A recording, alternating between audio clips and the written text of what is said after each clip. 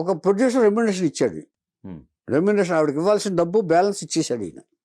ఇచ్చేసి బ్యాగ్లో పెట్టుకున్నారు. ఉమ్, బ్యాగ్లో పెట్టుకుని బయటకు వచ్చిన తర్వాత, రోడ్డు మీదకి వచ్చిన తర్వాత ఏంటి ఒకసారి డబ్బులు ఎలా పెట్టాను, ఏంటి ఎలా పెట్టాను చూసుకోవడానికి, ఒకసారి లెక్క పెట్టుకోవడానికి బయటికి తీశారు ఆవిడ. ఉమ్, బయటికి తీస్తే గాలికి ఎగిరిపోయింది ఓకే.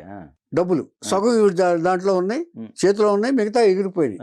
ఎగిరిపోయింది. అలా చూసేటప్పటికి ఒక ముసలివాడు, పేదవాడు ఉమ్, వచ్చి ఏరుకుని వచ్చి, అమ్మా ఇదిగోనమ్మా మీరు పోగొట్టుకున్న గాలికి ఎగిరొచ్చిన నోట్లు అని చెప్పి ఇచ్చాడు ఆయన. ఉమ్, కింద పైదాకా చూసింది ఆవిడ. ఆవిడ పరిస్థితి చూసింది. అయ్యా మీ డబ్బులే, అది దేవుడి నిర్ణయం. ఓహ్. ఎందుకంటే ఉమ్, నాకెంత ప్రాప్తో నా దగ్గర ఉంచాడు, మీకెంత ప్రాప్తో మీ చేతికి అందేలాగా చేశాడు దేవుడు, అంచేత ఇది మీరే ఉంచుకోండి అని చెప్పేసి ఇచ్చి వెళ్ళిపోయింది ఆవిడ.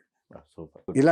ఇలాంటి మనస్తత్వాలు గల నటీమణులండి ఆవిడ. Okay, okay. ఇలాగా ఆవిడ ఉంటూ దాదాపుగా ఆ లాస్ట్లో కూడా బెస్ట్ ఆర్టిస్ట్గా కన్నడలో మనవరాలతో కూడా నటించి ఉమ్, ఎన్టీ రామారావు మారుతి తల్లిగా పిలువబడి తన పాటలు తనే పాడుకొని అద్భుతమైన నటిగా, సహజ నటిగా పేరు పొంది దాదాపుగా 86వ సంవత్సరంలో ఆవిడ మరణించారు.